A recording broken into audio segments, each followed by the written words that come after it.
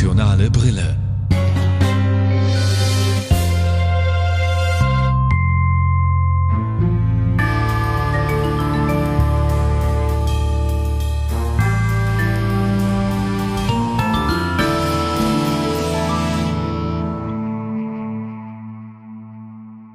Wir alle haben Gefühle und bringen sie zum Ausdruck, ob wir es wollen oder nicht.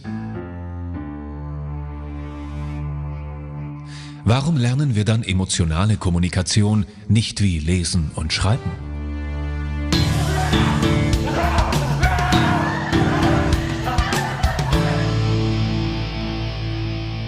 Bei der vorgestellten Technik werden Emotionen über eine körperlich-muskuläre Ebene und eine energetische Ebene authentisch nachgestellt, ohne dabei auf den eigenen Erfahrungs- und Emotionspol zurückgreifen zu müssen. Eine Emotion ist ein zum Ausdruck gebrachtes Gefühl, das durch einen Reiz hervorgerufen wird. Die Interpretation des Reizes ist subjektiv und situationsabhängig.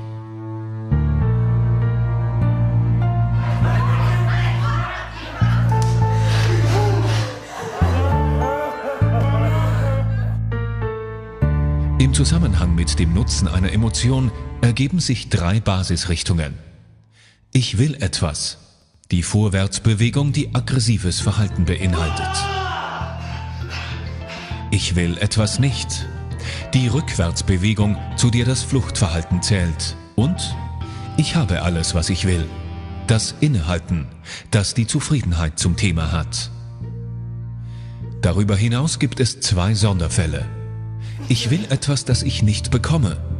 Eine erzwungene Rückwärtsbewegung, die den Prozess der Trauer beschreibt. Und ich will etwas nicht und stoße es ab. Die erzwungene Vorwärtsbewegung, zu der Abscheu und Ekel zählen.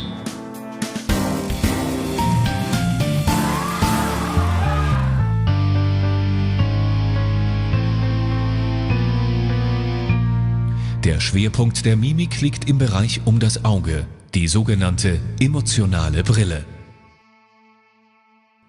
Über unterschiedliche Spannungen in den Augenwinkeln und der Stellung von Augenbrauen und der Backenregion kann der gewünschte Effekt erzielt werden.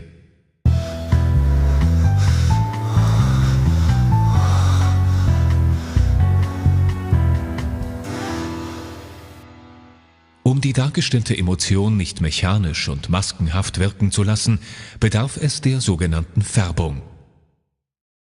Dazu wird für jede Emotionsgruppe durch Konzentration und einfache Stimulierung die Energie von 2 Körperorganen genutzt. Mit dieser Methode sind Emotionen trainierbar und verlässlich reproduzierbar.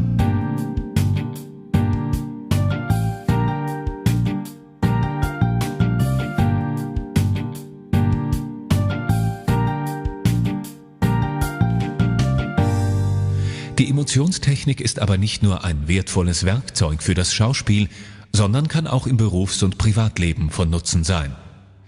Wer sein emotionales Potenzial besser kennenlernt, kann dadurch seine Ausdruckskraft und Selbstwahrnehmung steigern und gleichzeitig seine emotionale Kompetenz verfeinern.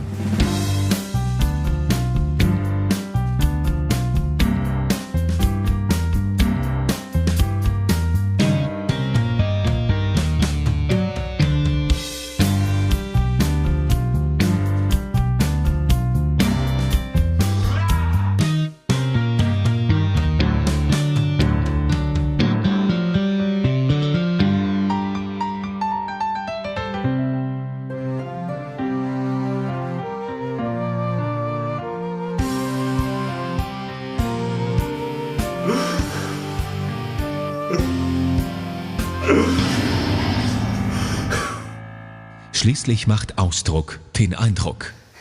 Das passt mir gar nicht.